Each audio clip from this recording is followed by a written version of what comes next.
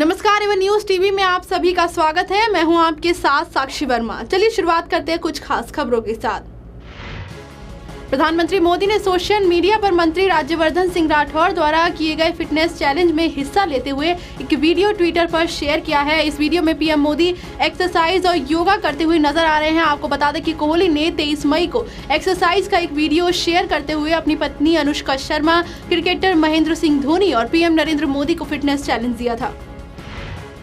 केंद्र सरकार ने यूनिवर्सिटीज और कॉलेज से सेवानिवृत्त हुए 23 लाख कर्मचारियों को बड़ा तोहफा दिया है। सरकार ने इनकी पेंशन में संशोधन किया है। ये संशोधन 7वें वेतन आयोग की सिफारिश के आधार पर किया गया है। केंद्रीय मानव संसाधन मंत्री प्रकाश जावड़ेकर ने ट्वीट कर इसकी जानकारी देते हुए बताया कि इसका फायदा 25,000 से ज्यादा मौजूदा पेंशनर्स को मिलेगा, जिससे इन पेंशनर को 6,000 से 18,000 रुपए तक का फायदा दिया जाएगा। राहुल गांधी ने सुबह मुंबई में प्रेस कॉन्फ्रेंस की, जिसमें उन्होंने मोदी सरकार पर अमीरों को फायदा पहुंचाने का आरोप लगाया। साथ ही पेट्रोल डीजल की बढ़ती कीमतों का भी मुद्दा उठाया।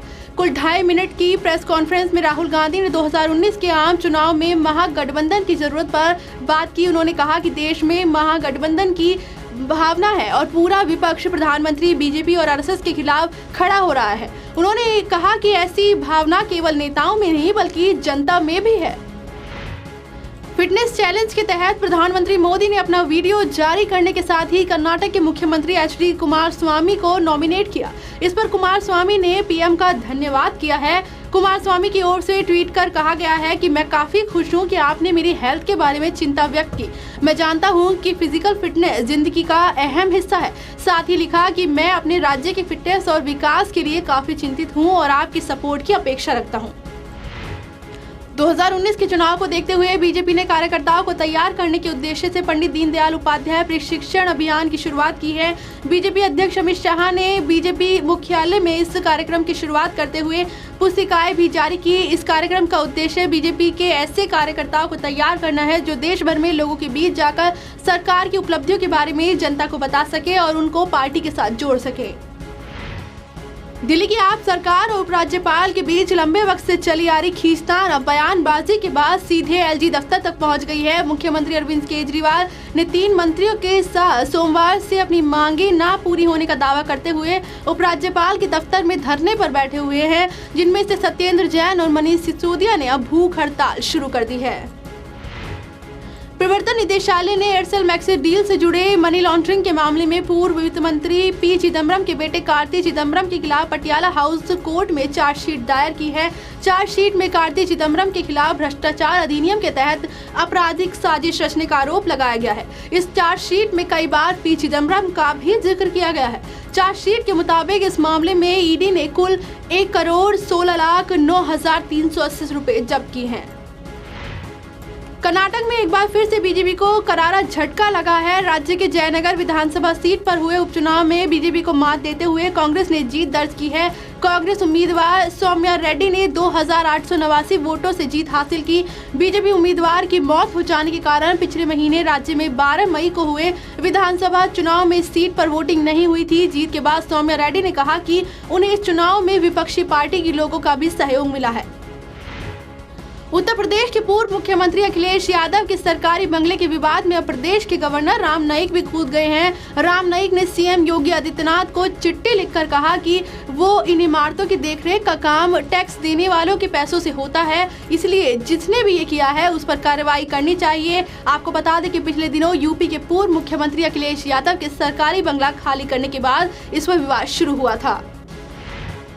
जम्मू कश्मीर के सांबा और रामगढ़ सेक्टर में पाकिस्तान की फायरिंग में बीएसएफ के असिस्टेंट कमांडेंट समेत 4 जवान शहीद हो गए, जबकि गोलीबारी में बीएसएफ के 5 जवान घायल हुए हैं।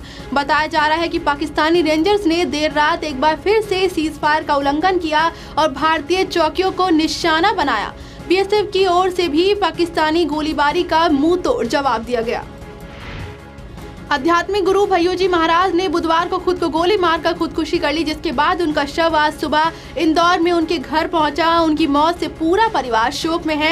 अभी पता नहीं चल सका है कि भय्यूजी ने ये कदम किन हालातों के चलते उठाया है, लेकिन ऐसा बताया जा रहा है कि पारिवारिक कलह की वजह से उन्होंने ये कदम उठाया है। एक सुसाइड नोट भी सामने आया है जिसमें लिखा था कि वो काफी तनाव में थे। भय्यूजी महाराज धर्मगुरु होने के साथ साथ राजनीतिक गलियारे में भी गहरी पैठ रखते थे। दरअसल उनके पार्थिव देह को अंतिम दर्शन के लिए इंदौर के सूर्योदय आश्रम में रखा गया, जिसके बाद उनका अंतिम संस्कार किया गया।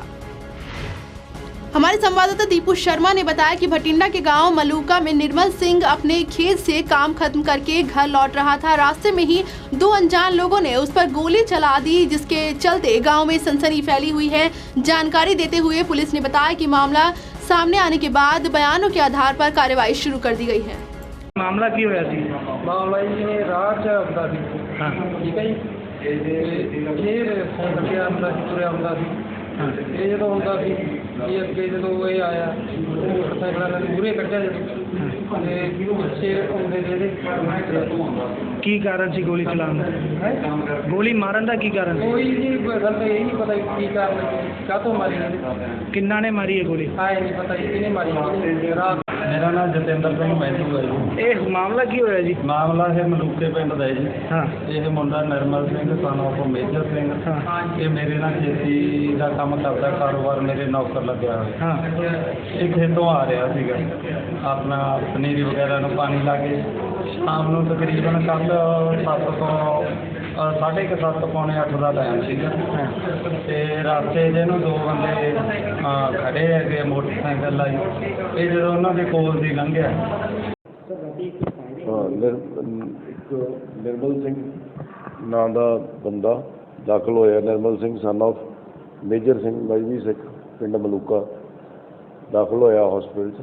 ਉਹਦੀ ਇਨਫੋਰਮੇਸ਼ਨ 'ਤੇ ਥਾਣੇਦਾਰ ਦਿਆਲਪੁਰੇ ਤੋਂ ਜਾ ਕੇ ਸਟੇਟਮੈਂਟ ਰਿਕਾਰਡ ਕੀਤੀ ਹੈ, ਜਿਹਨੇ ਕਿ ਦੱਸਿਆ ਕਿ ਸਾਡੇ ਉਹ ਜਾ ਰਿਹਾ ਸੀਗਾ ਕੱਲ੍ਹ 8:30-9 ਵਜੇ ਰਾਤ ਨੂੰ ਸਾਈਕਲ 'ਤੇ, ਤਾਂ ਦੋ ਅਣਪਛਾਤੇ ਬੰਦਿਆਂ ਨੇ ਉਹਦੇ 'ਤੇ ਫਾਇਰ ਕੀਤਾ ਅਤੇ ਅਜੇ ਇਨਵੈਸਟੀਗੇਸ਼ਨ ਕਰ ਰਹੇ ਹਾਂ।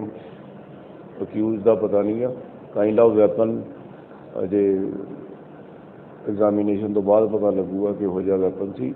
ਜ਼ਾਹਰ ਆ ਵੀ ਜਾਂ ਪਿਸਟਲ ਜਾਂ ਰਿਵਾਲਵਰ ਸੀ ਅਤੇ injury nature of injury kind of weapon तो डिटरमाइन करता है कि है। दीपू शर्मा को मिली जानकारी के अनुसार भटिंडा में जनता के लिए बनाया गया सुविधा सेंटर अब पूरी तरह से आज सुविधा सेंटर बन चुका है। यहां पर आने वाले लोगों की समस्याओं का हल भी कई दिनों में किया जाता है। जानकारी देते हुए लोगों ने अपनी परेशानी मीडिया के सामने रखी। जब इस पूरे मामले की जानकारी सुविधा सेंटर के डीएम परमानंद गर्ग से लेनी चाहिए तो उन्होंने कैमरे के सामने आने से मना कर दिया। उच्च अधिकारियों को इस मामले को बहुत ध्यान देने की जरूरत है। राजकुमार ਅਸੀਂ ਆਧਾਰ ਕਾਰਡ ਬਣਵਾਉਣ ਵਾਸਤੇ ਆਇਆ ਨਾ ਮੈਂ।